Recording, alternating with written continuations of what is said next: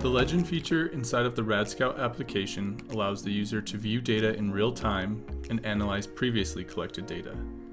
This enables the user to make decisions in the field without the need to process data. To begin, open the RadScout application from the tablet home screen.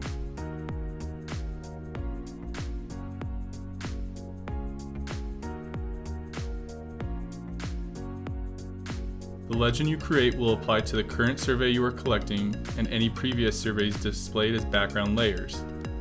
Using background layers was covered in RadScout video 1.4. It is important to note that you cannot edit a legend while collecting data. You must either do so before you begin a survey, or you need to pause the survey you are currently collecting. Creating and pausing a survey was covered in RadScout video 1.1. To edit the legend, navigate to the Legend tab at the top of the tablet screen. To add a new class to the legend, click on the addition symbol. The new class will be automatically assigned a value, color, and display size. The default value assigned to the new class will be 10,000 counts per minute greater than the previous class. To edit this value, you can select the value field and customize the expression using the number pad.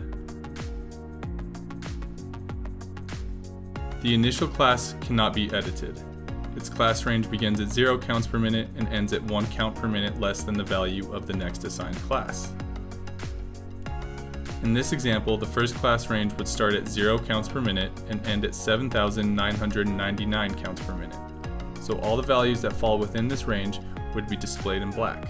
To edit the color, you can select the color patch and select from the color drop-down menu.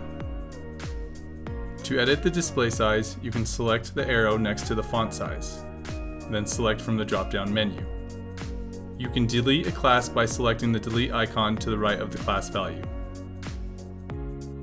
A user can have up to 6 classes assigned within the legend.